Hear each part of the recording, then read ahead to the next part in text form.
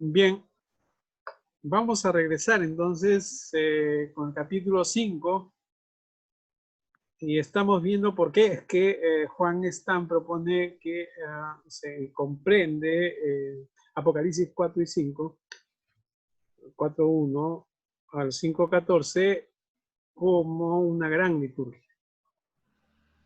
Y voy a compartir entonces.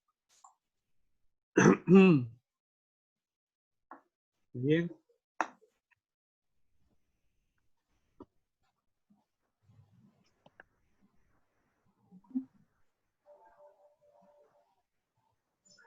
Ahora, continuamos entonces.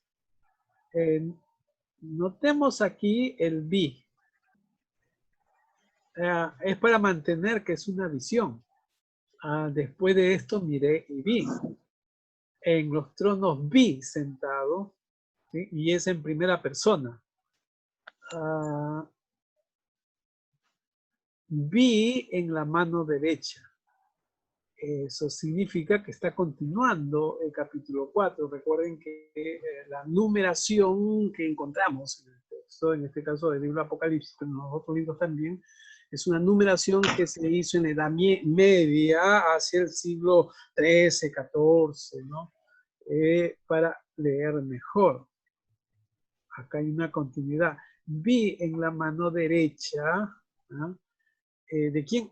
Del que estaba sentado en el trono. ¿Y cuál trono? Se supone del trono, ¿no? En el trono, en este trono, del versículo 4.2, donde está el uno sentado, que es el Dios Todopoderoso. Vi en la mano derecha del que estaba sentado en el trono, que vio un libro escrito por dentro y por fuera. Y a este libro se le ha llamado el libro de la vida, y en otro momento también se le llama el libro de la vida. Y este libro está sellado con 7 sellos, ¿no? Con 7 sellos. Ahora, es muy interesante la figura, porque, ahora, ¿cómo creen ustedes que es este libro? ¿Qué forma tiene este libro? Que ve Juan. ¿Cuál sería la forma que tiene este libro que vio Juan? ¿Qué dicen ustedes? Para dialogar un poquito. Un libro para la época, pastor, un rollo, ¿no? Que tenía Es un 7, rollo, claro, ¿sí? tenía 7 sellos, ¿no? Pero y ya, bien, bien, Carlos, y los demás también. Y se tienen 7 sellos.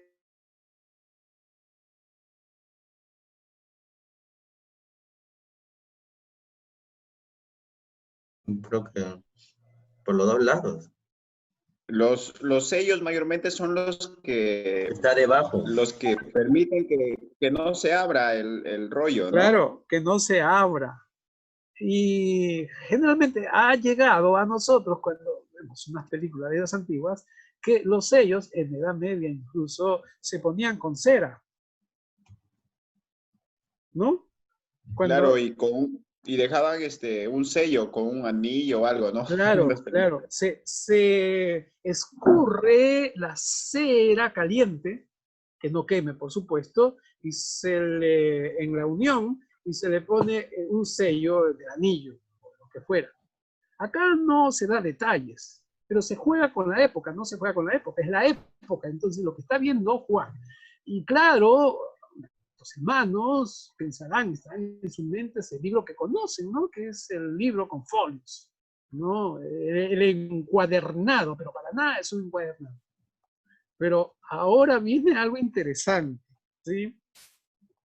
Si tenemos un libro que es un rollo, y podríamos poner aquí, es un rollo, escrito por dentro y por fuera, sellado con 7. Cuando se dice sellado por escrito por dentro y por fuera, ya nos imaginamos, ¿no? Es un rollo que no está escrito por un solo lado, está escrito por los dos lados, ¿no es cierto? Bueno, ese es un detalle. Pero el otro detalle, no sé si se habrán dado cuenta, que si este rollo está sellado con 7 sellos, Imaginemos.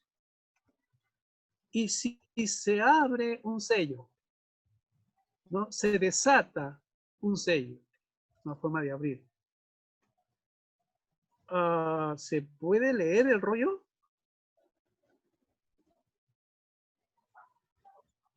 Tiene Aún 7 sellos. no se puede leer. No se puede leer. Es decir, tienen que abrirse los 7 sellos para recién leerse. ¿Se dan cuenta la incongruencia que hay? Claro, uno no hace el análisis, en fin, pero esto ratifica una vez más en que el texto también tiene su redacción, lo cual no quita efectivamente que vea Juan, porque él puede ver, porque digamos así, en los actos, vamos a ponerlo así, en los actos de Dios, en lo que sucede desde la visión, no hay problema con la lógica, tampoco, pero sí tiene que darse desde cierto conocimiento de las cosas, de los objetos, en fin, porque si no nadie comprendería lo que está diciendo el vidente que ha visto, ¿no? ¿Qué vi? Vi algo inenarrable. Si es inenarrable, nadie lo puede comprender tampoco. Si es narrable, es porque los códigos de la lengua, del lenguaje que se utilizan, las palabras que se utilizan, tienen un significado y el conjunto, la comunidad que acompaña al que está narrando, lo pueden entender, comprender, porque si no nadie le comprendería ni le entendería. Entonces, el texto tampoco es para que nadie lo comprenda. Si es un texto y está en la Biblia, es para comunicar. Pero hay situaciones y cosas que no están allí para, digamos, entenderlas total y completamente con la lógica que tenemos nosotros, ¿no? Ya, seguimos. Y vi un ángel poderoso que una gran voz. ¿Quién es? Sellado con 7 sellos. Después, más abajo, ya hemos visto cómo van abriéndose cada uno de esos 7 sellos y qué va revelando. Y vi, otra vez, el vi aquí. Otra vez el vi aquí, que vamos a ponerlo verde. Y vi un ángel poderoso. Vi un ángel poderoso. Entra, ya. Fíjense ustedes que habían los seres vivientes, luego los 24 ancianos. Ahora hay un ángel poderoso que pregonaba a gran voz. ¿Quién es digno de abrir el libro?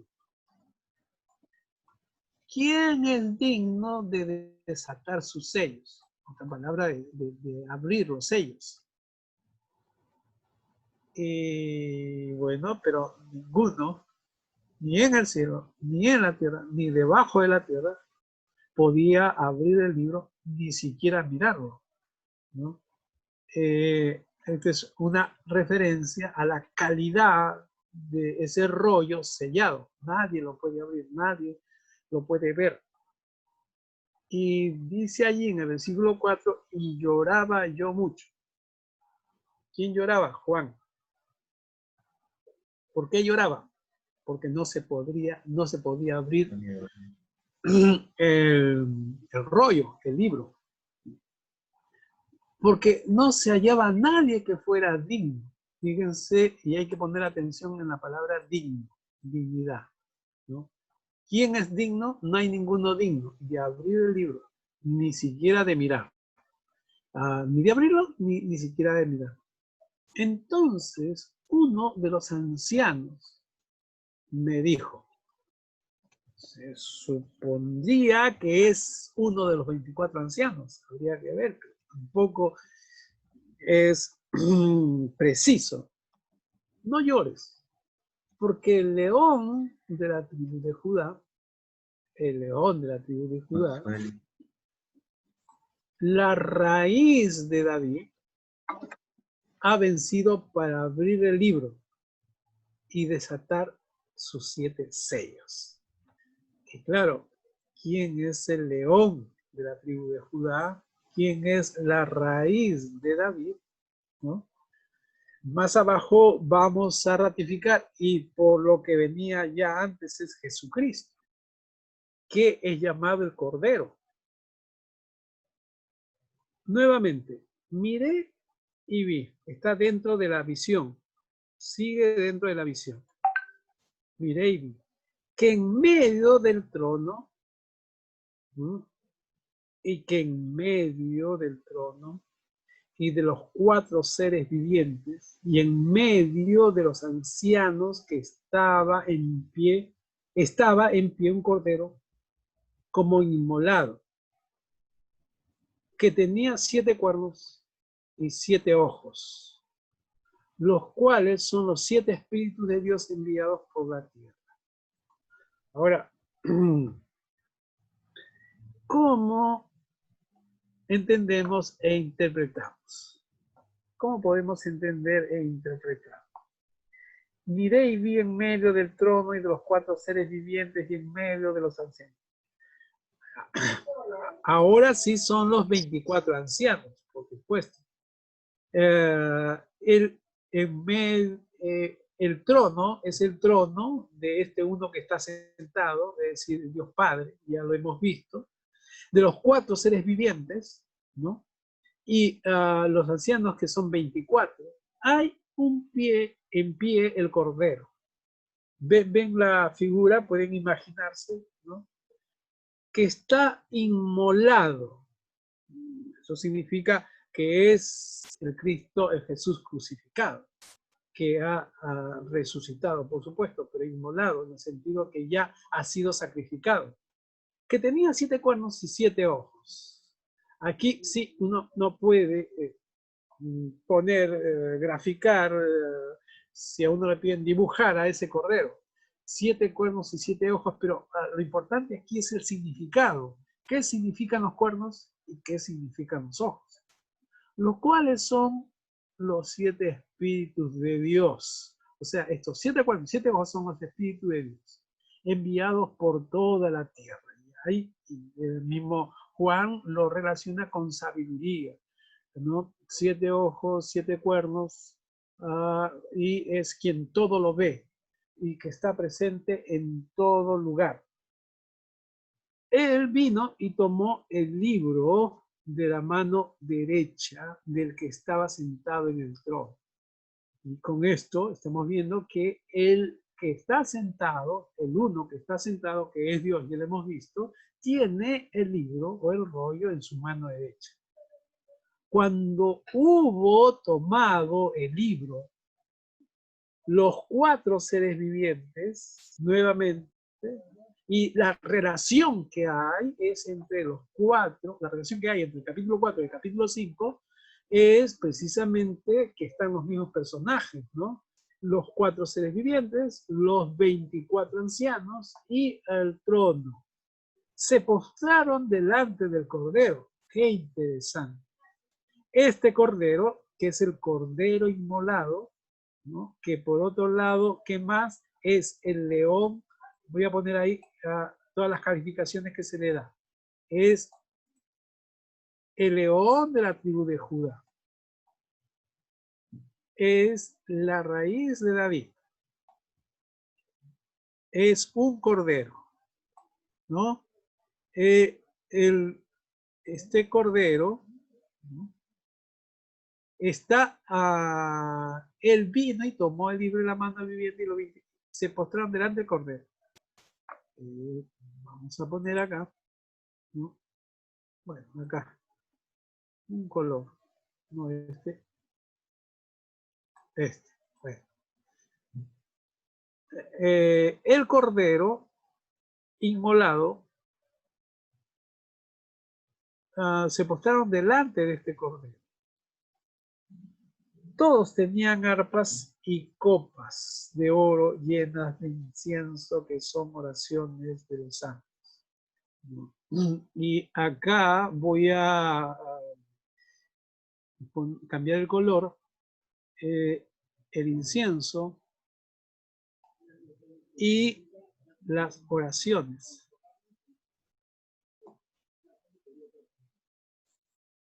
Vamos a ponerlo en rojo. Vamos a subrayarlo.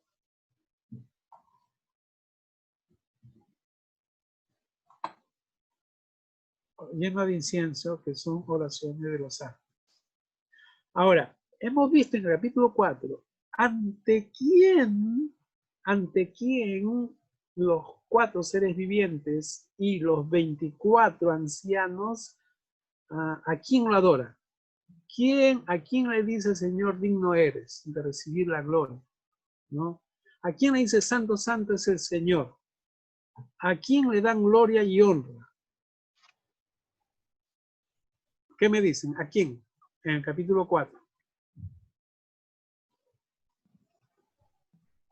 ¿A quién le dicen? Cordero, ahí dice, ¿no? En el capítulo 4. ¿A quién? Al rey, a Dios. Al Dios, al que está sentado en el trono. Al uno que está sentado, que es el Dios Padre, que es el Creador. Es decir, a Dios Padre. Capítulo 4. Capítulo 5. ¿Ante quién llenan su incienso, dicen sus oraciones, cantan un cántico nuevo? ¿Ante quién se postran estos 24 ancianos y estos 4 seres vivientes? ¿Ante quién? Aquí en el capítulo 5. Cordero. Ante el Cordero. ¿Quién es el Cordero? Es el león de la tribu de Judá, es la raíz de David. Para nada es aquí ningún personaje del Antiguo Testamento. Es Jesús, es Jesucristo. Es el Cordero inmolado. Y lo que se dice ahí es que todos tenían, ¿qué tenían? Tenían arpas y copas. Arpas y copas llenas, arpas y copas llenas de oro, llenas de incienso, que son las oraciones de los santos, y cantaban un cántico nuevo diciendo: digno eres de tomar el libro y de abrir sus sellos, porque tú fuiste inmolado y con tu sangre nos has redimido. ¿Qué más identificación que es Jesucristo? Y nos has redimido para Dios, de todo linaje, lengua, pueblo y nación. Nos has hecho para nuestro Dios, un reino y sacerdotes, y reinaremos sobre la tierra. Esto es lo que dice. ¿Quiénes? Los 4 seres vivientes y los 24 ancianos. Pero aquí hay más. Miré, vamos a ponerlo en verde, para significar que es una visión. Miré y oí la voz de muchos ángeles. Ahora ya no es un ángel, sino son muchos ángeles. Nuevamente alrededor del trono. ¿Cuál trono? Del Dios Padre. Alrededor también de los seres vivientes, los 4 seres vivientes, y de los ancianos, que en este momento ya es indudable que son los 24 ancianos. Su número, ¿de quién? De los ángeles. Su número eran millones de millones. Es decir, fíjense, 24 ancianos con coronas, 4 seres vivientes, y ahora son millones y millones de ángeles. Es decir, ya esto es una multitud incontable. Tanto es incontable que Juan de Patmos dice millones de millones, ¿no? Hay un término griego que se puede traducir efectivamente así, porque es un término de cantidad que se le pone doblemente y por eso se puede traducir millones de billones, es decir, que son incontables y que son muchos, por supuesto, innumerables. Y y decían a gran voz, es decir, todos se unen como en un coro. El cordero que fue inmolado es digno de tomar. Y acá es muy interesante, y lo que dice Juan Stan, observa él, miren, es digno de tomar. ¿Qué tomar? Poder, 1, riqueza, 2, sabiduría, 3, fortaleza, 4, honra, 5, gloria, 6 y alabanza, 7. Es decir, 7, el número perfecto, es la totalidad de alguien, Dios mismo, capacitado como Dios mismo. El cordero que fue inmolado es digno de tomar. Poder, riqueza, sabiduría, fortaleza, honra, gloria y la alabanza. Se está magnificando, se está llevando al nivel de la divinidad a Jesucristo. Recuerden que es un texto de fines del primer siglo. Se está afirmando a Jesucristo como Dios mismo. Y sigo entonces a todo lo creado que está en el cielo, que está sobre la tierra y debajo de la tierra. ¿Qué significará cielo, sobre la tierra y debajo de la tierra y en el mar? Todo lo creado. Es decir, ya no se circunscribe solamente a los millones de millones, sino a el cielo, la tierra, lo que está debajo de la tierra y lo que está en el mar. Es decir, toda la creación en su totalidad. Todas las cosas que hay y todas las cosas que hay entre ellos. Es decir, para allá abarcarlo todo. Todo, todo. Tapanta es en el griego. Todo, ¿no? Y eso hace recordar tanto a Colosenses como a Efesios, que se refiere a todo lo creado. Todo. Al que está sentado, todos dicen, y oí decir, de todo, todos decían, el que está sentado en el trono y al Cordero, es decir, a Dios Padre y al Cordero, a Jesucristo, sea la alabanza, la honra, la gloria y el poder. Y nuevamente acá, alabanza, 1, honra, 2, gloria, 3 y poder, 4. ¿Qué significa 4? Significa la totalidad de todo. 4 puntos cardinales, 4 estaciones, es decir, 4. Los 4 puntos de la Tierra. Loor tanto al que está sentado en el trono, noten que no se le nombra, no se le llama, no se le da un nombre. Por supuesto que en el Nuevo Testamento no se le llama Jehová, ¿no es cierto? Pero sí Dios Padre. Pero acá a uno, al uno. Los 4, todo. Pero por otro lado, por los siglos de los siglos. ¿Qué significa por los siglos de los siglos? Significa eternamente, significa siempre. Es una manera que tiene la Biblia de decir para siempre, eternamente, ¿no? Y termina nuestro texto con los 4 seres vivientes que ya lo conocíamos, que ya en el capítulo 4 se les ha presentado, ¿no? ¿Quiénes son? Es el león, ¿y más? El león. ¿Alguien me ayuda? ¿Quiénes son los 4 seres vivientes?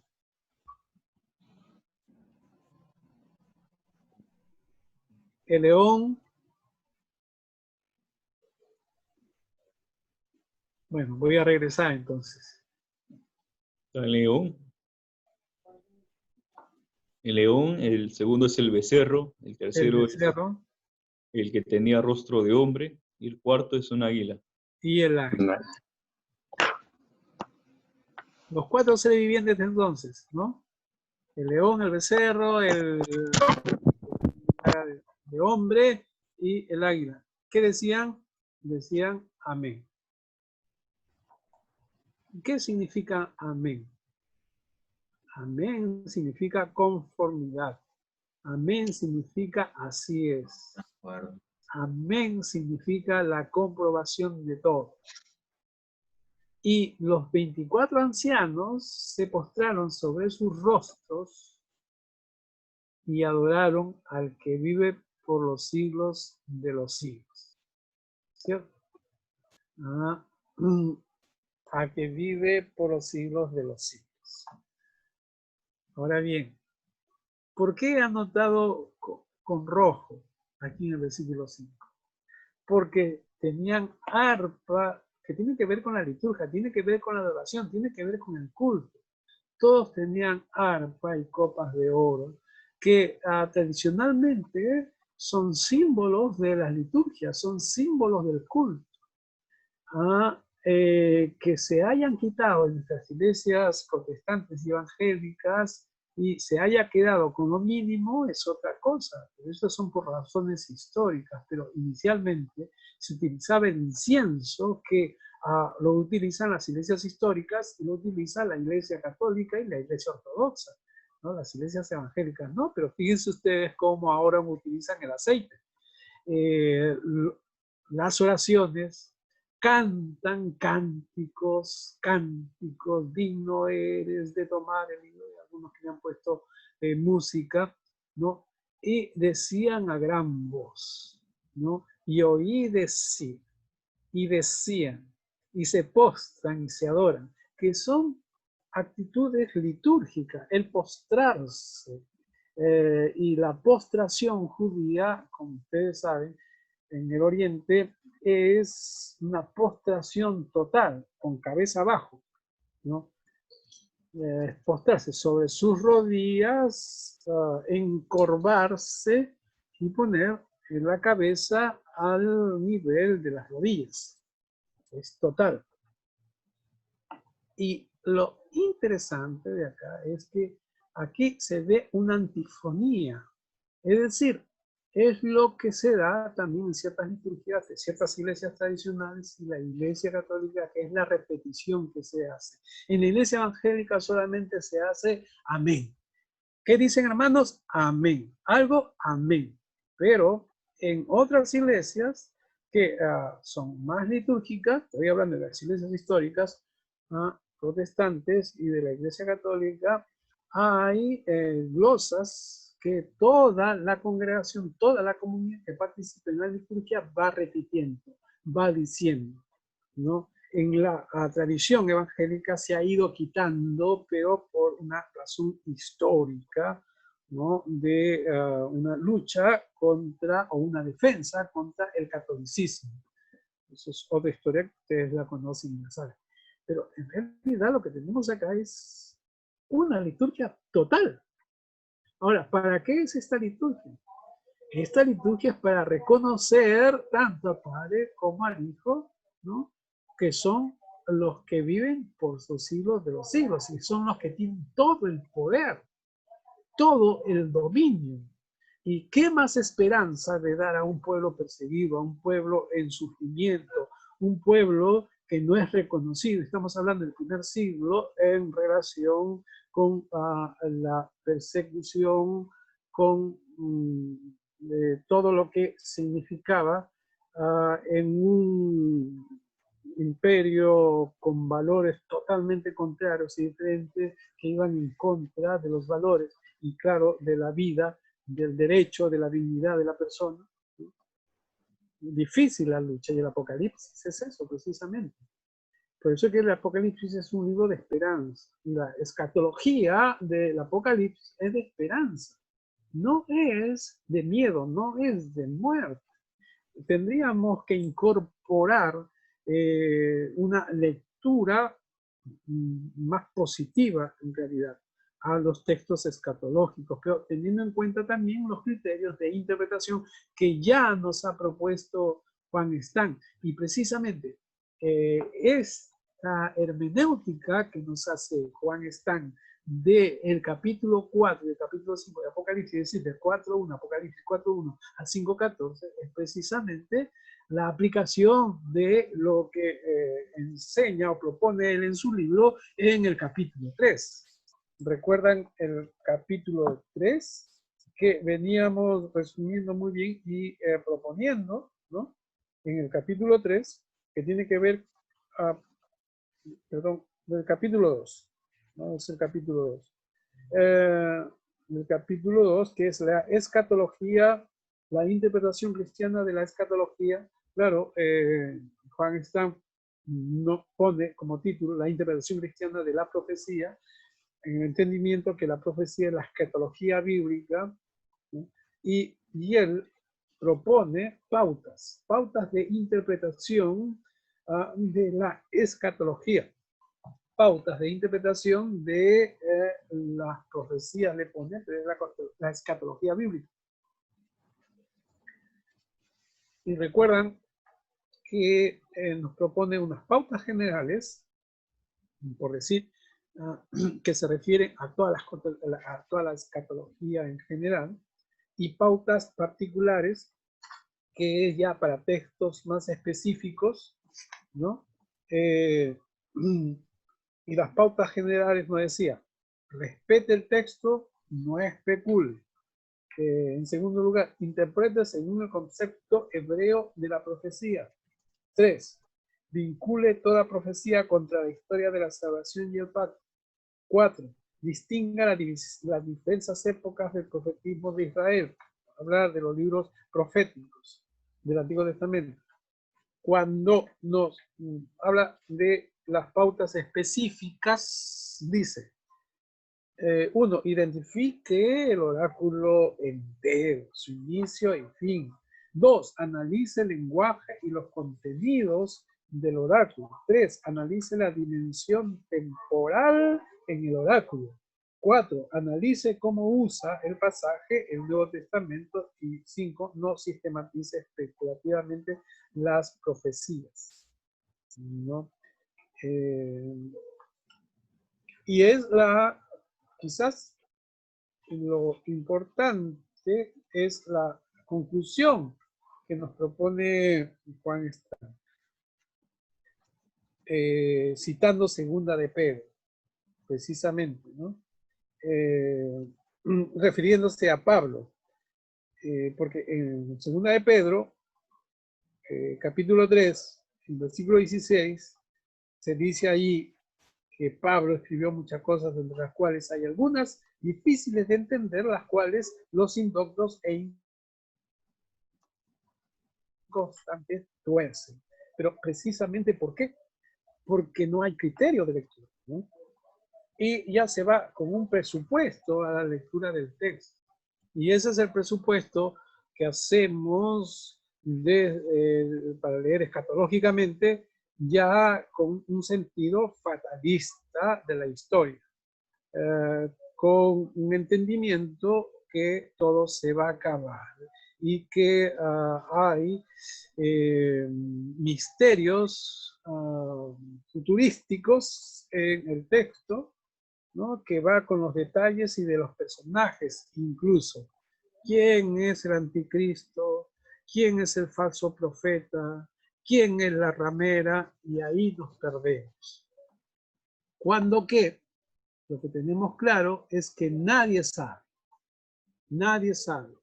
qué va a pasar y qué va a suceder. Y Pablo aconseja a los tesalonicenses que no se ocupen de estas cosas, porque esto lo que hace nada más es hacer perder el tiempo, ¿no? Bueno, ahí tenemos el artículo entonces de Juan Stam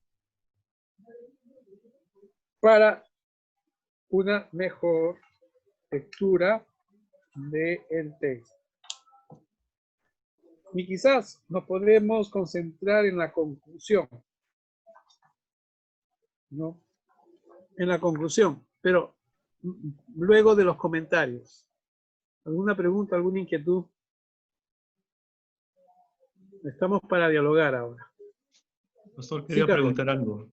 Sí, según la tradición, se considera que el que escribe el Apocalipsis es el apóstol Juan, ¿no? Pero ahí en la lectura que tenemos del profesor Stam, lo identifica como Juan de Patmos. Sí. Son las mismas personas, de alguna manera se quiere identificar a otra persona, porque si pensamos que es Juan el apóstol, la lectura también variaría un poco, ¿no? Por la forma y el lenguaje que Juan estaría utilizando. Claro. Esa es mi pregunta. Gracias, Carlos. Lo primero que tenemos que decir, o qué diría yo respecto, es que no está probado que Juan de Patmos es el Juan del Evangelio de Juan, primero. Por eso es que ya en la enseñanza tradicional, pero se podría decir ya de la época moderna, ¿no? Ha diferenciado entre el Juan evangelista de Juan el teólogo, y se le llama Juan el teólogo al Juan del Apocalipsis. Ahora bien, para probar que efectivamente son los mismos, o sea, que es un mismo autor o inspirador del Evangelio de Juan, tanto como del Apocalipsis, habría que hacer un examen literario que ya se ha hecho. Y lo que se comprueba es que no tienen el mismo lenguaje. Y precisamente por eso la sospecha, ¿no?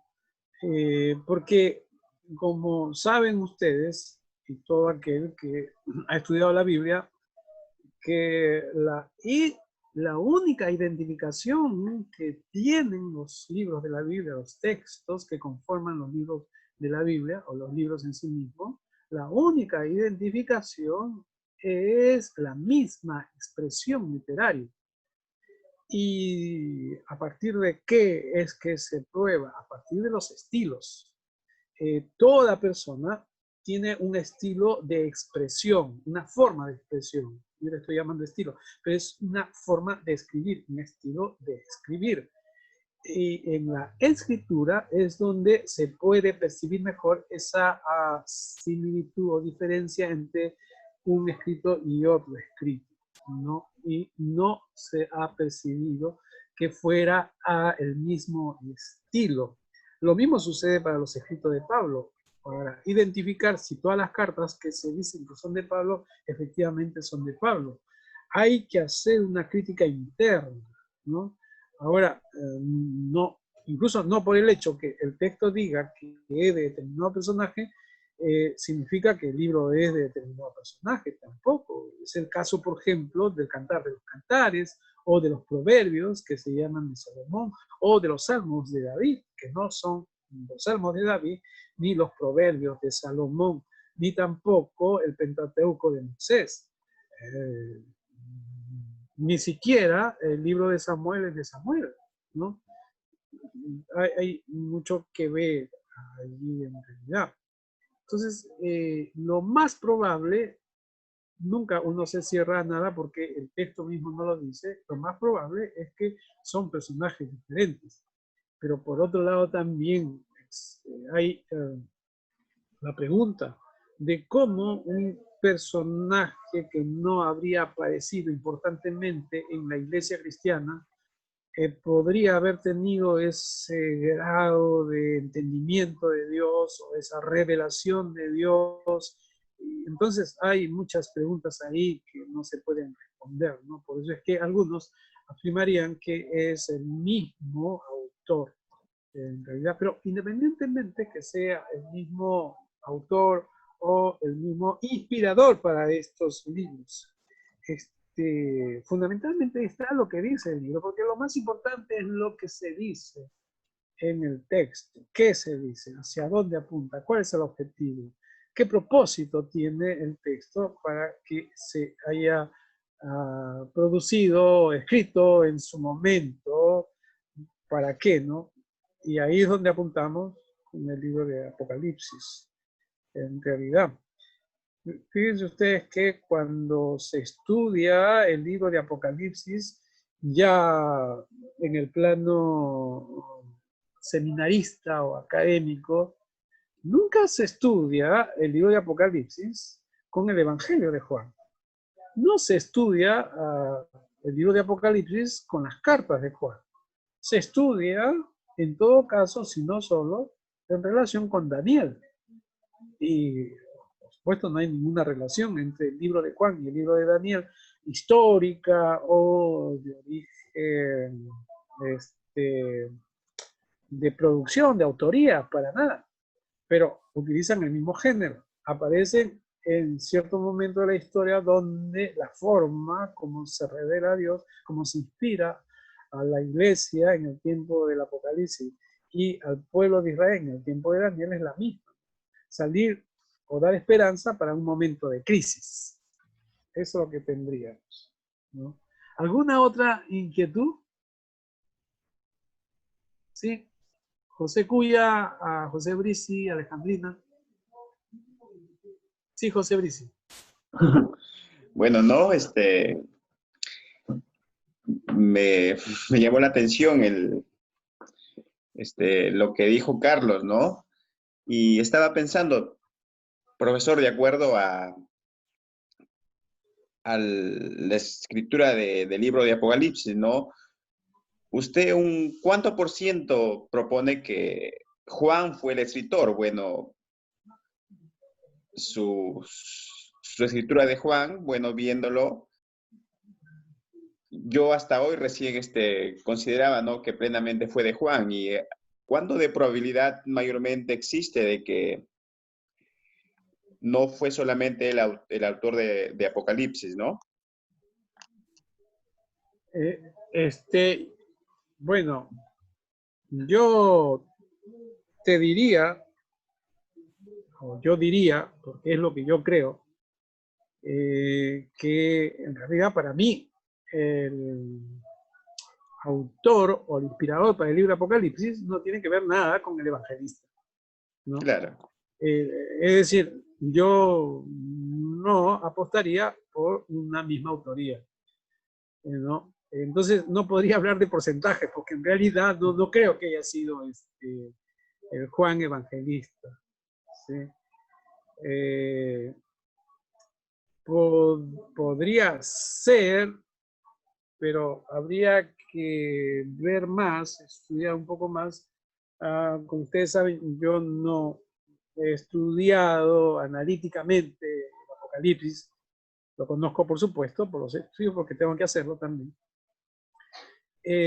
Podría ser que hay una inspiración de la autoría del Apocalipsis en el apóstol Juan. Podría ser, ¿no? ¿En qué medida? No sé, en realidad. Por eso le digo que no podría decir más porque yo no he hecho estudios. Pero me inclinaría que no, en realidad. Como decía hace un momento, prueba de ello es que no van a encontrar ustedes estudios serios en donde vinculen o que se estudie juntamente al libro de Apocalipsis con el Evangelio de Juan. El Evangelio de Juan sí se estudia, o en algunas partes, con las cartas de Juan. Sí, pero no con el libro de Apocalipsis. Ni siquiera las cartas de Juan con el libro de Apocalipsis. Básicamente, ¿no? Eso es lo que podría decir al respecto, pero como ustedes saben, en los estudios bíblicos nada queda cerrado. Claro. Nada queda cerrado y nada es absoluto. Y yo diría que gracias a Dios que así sea, ¿no? Porque siempre hay por descubrir y por que Dios nos inspire mucho más para comprender mejor su escritura. Sí, José Cuya, ¿tienes alguna inquietud? Sí, profesor, o sea, respecto al libro de Apocalipsis, ¿no? Como la visión que Juan tiene, ¿no? Es muy interesante porque usted siempre nos enseñó, ¿no?, que cada vez que alguien escribe, bueno, los hombres, los siervos, hijos de Dios, que escribieron cada libro desde el inicio hasta el fin, o sea, siempre tuvieron que una persona tal vez escribir, investigar todo eso, ¿no? Y miraba que como el libro Apocalipsis es el último, ¿no? Yo, bueno, no menciona ahí, ¿no? Pero puedo pensar que quizás Juan habrá compartido o comentado esta visión con alguien, ¿no? Para que se pueda encontrar todo esto escrito del libro Apocalipsis, ¿no? Indudablemente, José, indudablemente. Y queda al aire de esa persona a la que habrá comentado, ¿no? Porque Claro, no claro. queda al aire quién habrá sido, ¿no? O Eso puede sí, ser también que haya sido una comunidad, claro, claro. porque lo que a través de la historia se ha comprobado, y no solamente que Jesús tenía sus discípulos, en la época de Jesús, pero alrededor de la época de Jesús, los maestros, habían maestros de la ley o habían maestros de una vida, digamos, más espiritual, más entregada a un propósito, a un objetivo, se hacían de discípulos, pero de personas que les seguían porque les inspiraban, ¿no? Personas que habían renunciado a todo y en fin, y eso se puede ver, no es difícil de comprobarlo y constatarlo, era característico, así como hoy día hay quienes destacan en determinadas áreas, por ejemplo, en el área científica, pero también en el área de ser persona, en el área de buscar, digamos, ser bueno en algún aspecto, ya sea de la tecnología o de la comunicación, ¿no? Ahora, por ejemplo, se habla de muchos coach, ¿no? Del coaching, así como había un personaje que ya murió, ya un orador interesante, Cornejo, ¿no? Que ha escrito libros, ya ha venido aquí al Perú y llenaba estadios. Se habla de aquellos que escriben libros de autoayuda, en fin, y que tienen, pero estoy hablando en el plano ya más general, ¿no es cierto? Pero así mismo se da en el área espiritual también, ¿no? Hay quienes siguen a determinado guía espiritual. Y eso se puede ver en el mundo oriental bastante, pero también en el mundo occidental. Pero esto no es nuevo, ya antes. Entonces, no es difícil comprobar que en la época bíblica habían discípulos de, ya sea de los profetas, ya sea de maestros espirituales en determinados momentos, ¿no es cierto? No se dice, por ejemplo, que cada apóstol tenía sus seguidores, pero es muy probable que así haya sido en realidad. Lo que sí uno puede comprobar en los apóstoles es que hay compañeros que siempre van juntos, y por ejemplo, un Timoteo, un Tito, un Bernabé, y en fin, con Pablo siempre tenía una compañía, ¿no? Y entonces es muy probable que Juan también, por supuesto, o los apóstoles posteriores, y también los que después vinieron. Y entonces ellos han sido los que han sido los gestores para que su enseñanza no se pierda y que se recoja y que le han escuchado de manera cercana. Y entonces han compartido con ellos sus visiones, ¿no? Por ejemplo, sus experiencias con Dios. Eso pasa con los profetas, por ejemplo. Y muchos escritos bíblicos, en realidad, que son una tradición, ya ustedes saben, nos hemos estudiado una tradición oral primero y después se ha puesto por escrito.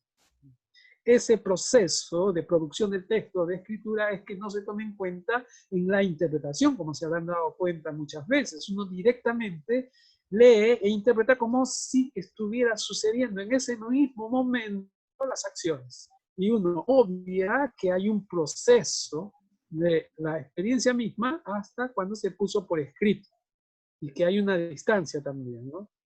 Es un elemento muy importante y por supuesto aplicado a la escatología o a los textos no escatológicos también, a todo texto bíblico. Sí, José. Para agregar algo más, profesor, ¿no?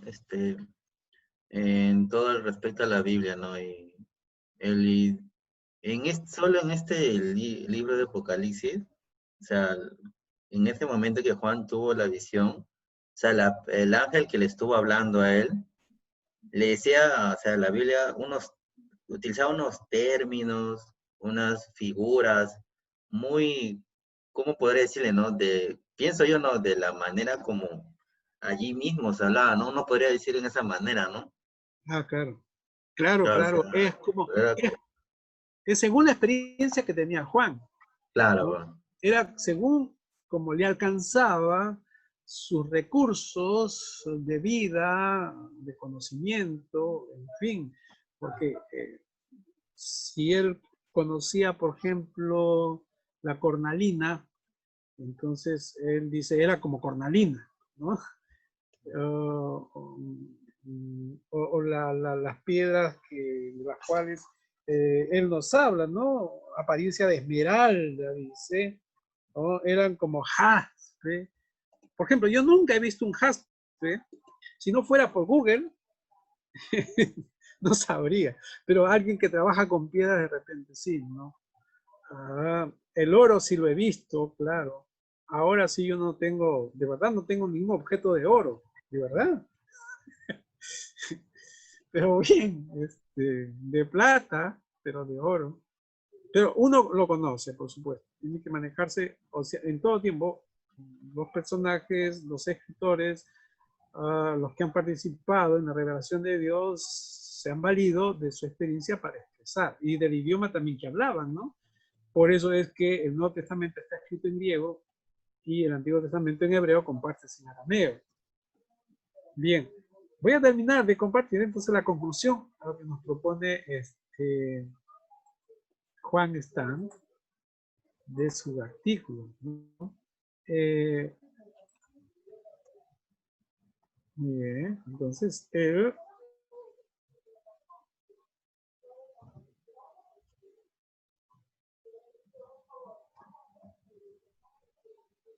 miren lo que dice. Qué hermoso modelo de culto nos dan estos capítulos, 4 y el 7.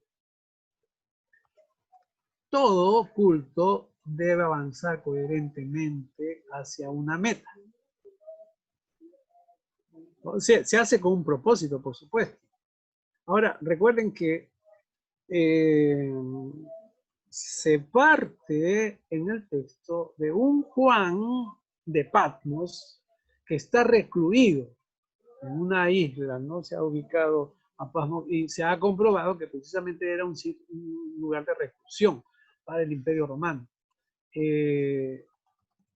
Y allí no se puede reunir, por supuesto, no hay hermanos, y tiene esta visión, ¿no? Y entonces, en un principio, leemos, el libro de Apocalipsis había tenido ese propósito de llenar la adoración, ¿no? La exaltación de un Dios, Dios Padre, el Cordero inmolado, que es Jesucristo. Y el mismo texto nos dice, ¿no? De gloria en gloria. Y es lo que uno va sintiendo cuando lee Apocalipsis 4, del 4.1 al 5.14, que son los capítulos 4 y 5.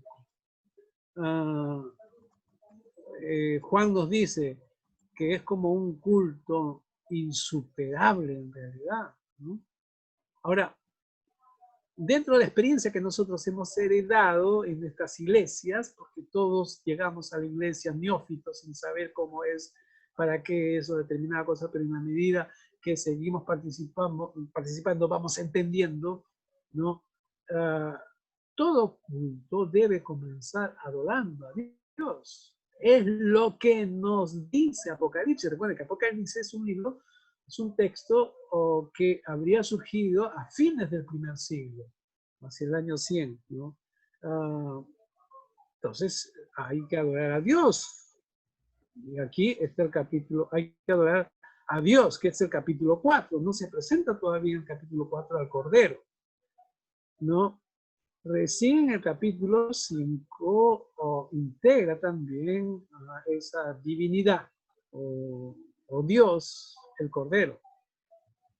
Y que todo culto debe terminar con el enfático amén, ¿no? ¿Qué es el amén en este contexto? Es una entera consagración al Señor. Es un arrodillarse ante Dios, ante el trono de Dios, ¿no? El supremo trono, el único trono, donde está sentado. Y Juan Stan nos dice, ¿qué domingo este para Juan de Patmos? ¿No? Pero claro, es una manera paradójica, como nos habla aquí Juan Stan. No es que el Juan de Patmos está celebrando, en realidad.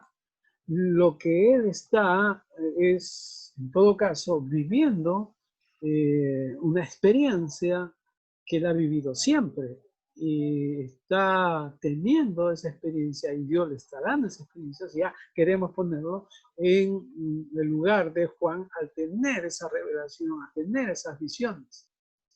El Señor aquí se encontró con aquel pastor preso que se hallaba alejado de sus amadas congregaciones, ¿no? Porque al inicio, recuerdan cómo se inicia haciendo alusión a la iglesia de Éfeso, a la iglesia de Esmirna, a la iglesia de Pérgamo, de Tiatira, de Sardis, de Filadelfia, de la Odisea. Por eso es que se habla de iglesias, de estas congregaciones, ¿no? Al estar alejado de estas congregaciones, hay un encuentro que tiene Juan en esta visión, y por medio entonces de él, ¿no?, con esas congregaciones que se encontraban sin su pastor. En el entendido que Juan de Patmos atendía a estas congregaciones. Es que el culto, entonces aquí, en capítulo 4 y 5, supera el espacio y la distancia. Y esto es muy interesante realmente, porque ya lo habíamos dicho hace un rato, que aunque es importante el culto, es importante el templo, ¿no? Es importante la liturgia, pero fíjense ustedes, acá hay un ejemplo de una adoración, de un culto, de una liturgia, estando Juan de Patmos recluido, estando distantes de las congregaciones. Por lo tanto, hay un culto que supera el espacio y la distancia. Y nos dice Juan Stan, en el culto que Dios le dio a su siervo Juan, no solo desapareció la gran distancia entre Patmos y las 7 congregaciones, sino también entre el cielo y la tierra. Es decir, todo, aquí el templo ya no tiene ni techo ni paredes. El techo es el cielo. El piso es la tierra, pero ni siquiera hay piso, ni hay paredes, no hay nada, es todo el cosmos. Es el Dios del cielo, se hizo presente con su pueblo y le permitió ver su gloria, ¿no? Entonces, fíjense ustedes que si tenemos un texto de Apocalipsis para este tiempo, sería en esta perspectiva que nos propone leer Juan Stan, ¿no? De un culto, una liturgia que no requiere de paredes, que no requiere de templos, y que sí requiere de un reconocimiento de ese Dios que es todopoderoso, de ese Dios que interesantemente propone que no tiene límite. Y no hay límite. Y no hay límite, ¿por qué? Porque fíjense ustedes, dice acá, digno eres de tomar el libro de abrir los sellos porque tú fuiste inmolado. Y miren lo que viene acá. Tu sangre nos ha redimido. Pero, ¿de dónde? Y acá viene lo interesante. Fíjense ustedes, de todo linaje, de toda lengua, de todo pueblo y de toda nación. ¿Qué está queriendo decir de todo linaje, lengua, pueblo y nación? ¿Qué se está queriendo decir?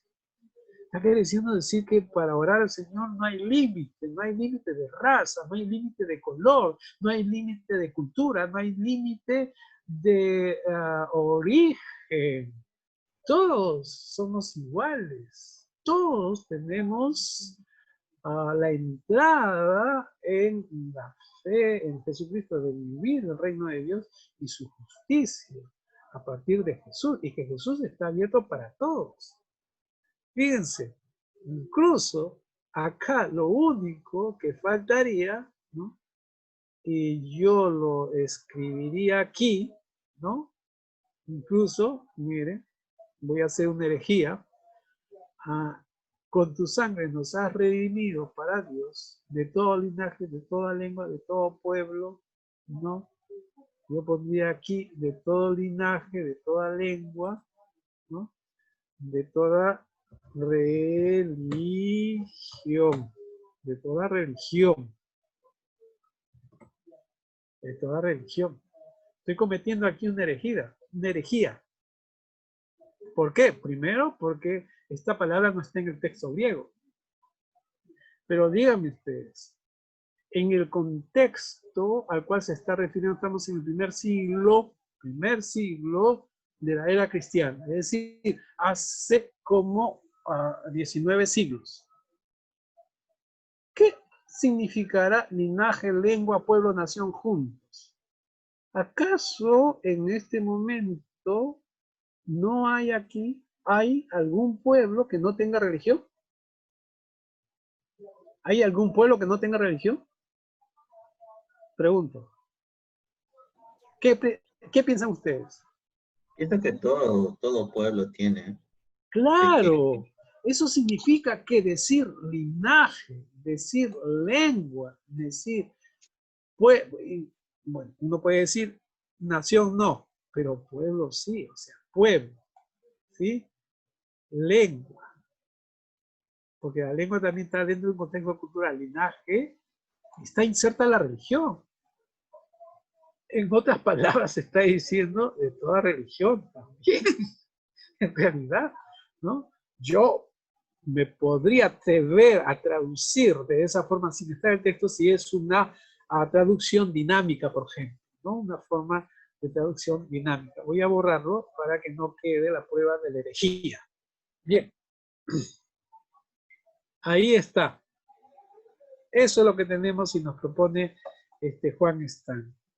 Una lectura de los textos escatológicos desde la perspectiva de la adoración, del reconocimiento que Dios tiene el control sobre todo pueblo, todo lugar, ¿no? Y que hay que proponer, esparcir el evangelio del reino. Yo estoy poniendo, pero creo que no están dejando con lo que se quiere decir ahí, del reino de Dios y su justicia. Ahí tenemos entonces. ¿Algunas palabras? Pastor, dos cosas tal vez quisiera comentar, ¿no? La primera es un comentario y la segunda es una pregunta, a lo que usted mencionaba al final. Considerando la lectura que se tiene de Juan a partir de lo que el profesor Stan indica, creo que no es solamente una reflexión que se tiene porque el libro dice así, sino creo que es una posición correcta, que una lectura correcta se debería hacer de esa manera, ¿no? El Apocalipsis es un libro que nos presenta una liturgia gradual a Dios. Entonces, considerando eso como un asunto presente para Juan de Patmos, y que también puede ser presente para el hoy, y no considerando el Apocalipsis como una cuestión futura, sino como una cuestión presente, considero de que también el libro de Apocalipsis nos llama a un compromiso doxológico a todo creyente, ¿no? Entonces nuestra vida de adoración debería ser una cuestión persistente y también continua, considerando de que el Cordero ya ha hecho algo que nosotros no hemos podido hacer y de que Él ha sido capaz de redimir la propia historia, ¿no? Con su propia obra, para el beneficio de todos nosotros. Y nos vemos en esa imagen integrados a esa adoración gracias al sacrificio y obra del Cordero, ¿no? Entonces, considero eso, ¿no? De que el Apocalipsis también nos llama a eso, una vida doxológica, progresiva y persistente.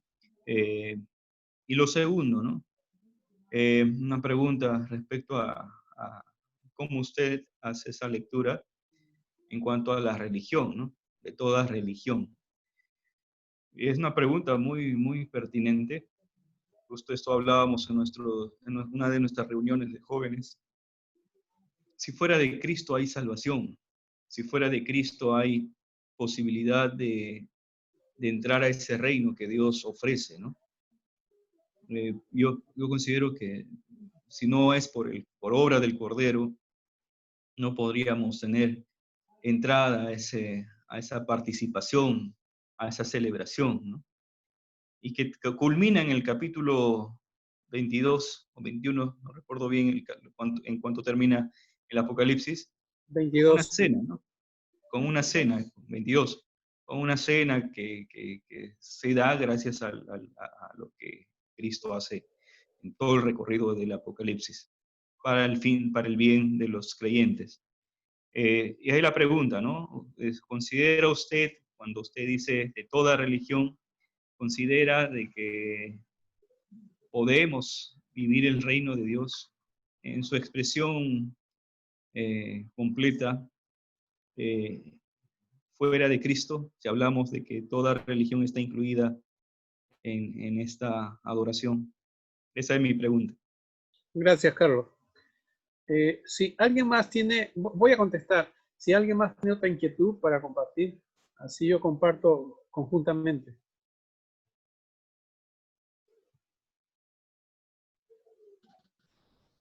Sí, José. Hablando de religión, ¿no?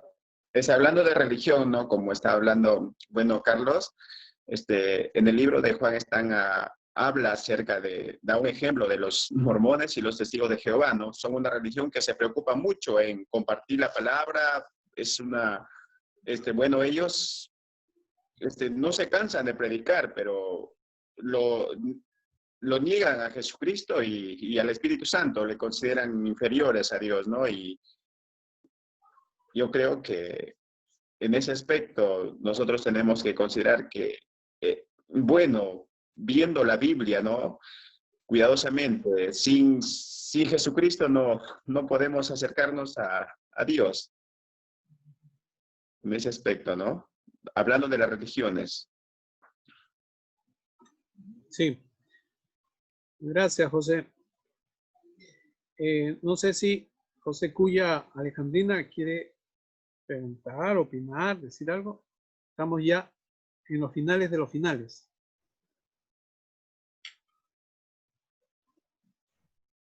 Sí, José Cuya.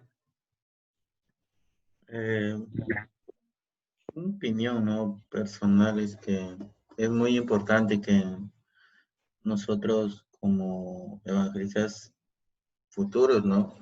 También que aprendamos correctamente la interpretación de los últimos tiempos y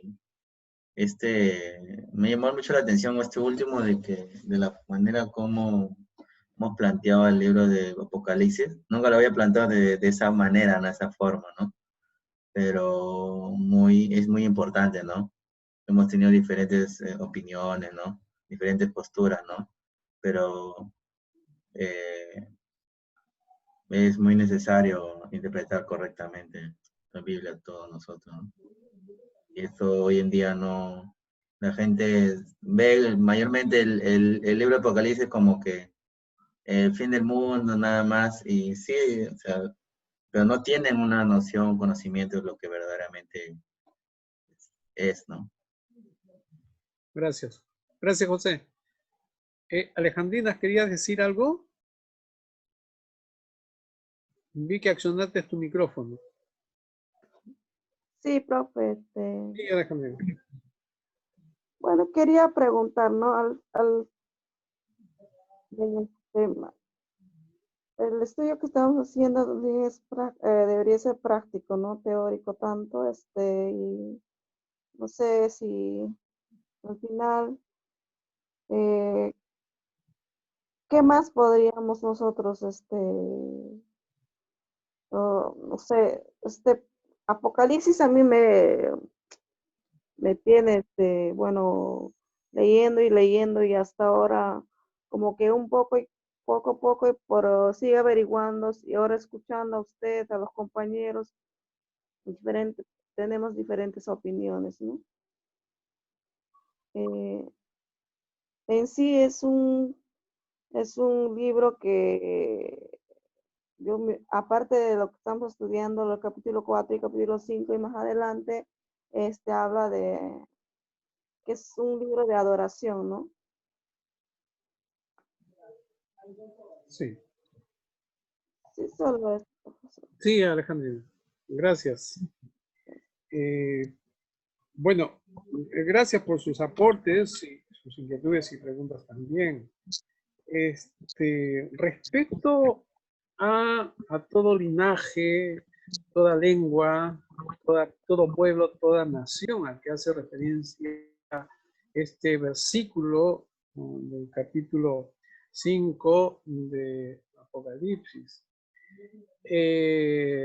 no tiene que ver, por supuesto, con los grupos sectarios, ¿no? No tiene que ver con los grupos sectarios, sino que tiene que ver con una ética de vida, con el principio que hace a los valores para la convivencia humana en solidaridad y en amor, digamos así. Cuando decía que podría traducir como también religión, o sea, en vez de poner linaje o lengua en conjunto, ¿no? Como esas traducciones dinámicas que se hacen, estoy hablando de traducción en lenguaje actual o la Biblia para todos, o Dios habla hoy, por ejemplo, en el que uno puede poner el concepto, más que todo, tiene que ver con el creer en la verdad, en la justicia, en la solidaridad, o sea, en la vida y no en la muerte. Porque lamentablemente, y esto es así, no tampoco por ser una profesión cristiana significa que se está en la verdad. Uno puede ser parte de una iglesia, pero que es una iglesia que se afirma en el social nacionalismo, que era la iglesia confesante de Hitler, por ejemplo, que apoyaba a toda la propuesta militar política de Hitler, de una nación aria, única, de tal forma que debían ser anulados o matados todos los judíos, y eran cristianos. O en ciertos momentos con cierta profesión cristiana en la historia de la humanidad. Podrían salir muchos ejemplos ahí. ¿Qué hace el principio cristiano? ¿Qué hace el principio de Jesús? Leído así, visto así, los que con religión o sin religión pueden seguir a Jesucristo en realidad. Y dentro de la iglesia cristiana no significa que todos, ya hablando personalmente, es decir, individualmente, las personas, seguimos a Jesucristo, porque seguimos religiones, seguimos una religión, pero yo no me refería a una religión en ese sentido, ¿no? Por ejemplo, sino a quienes de otras espiritualidades, de otras inspiraciones, pueden hacer de repente lo correcto que aprobaría Jesucristo.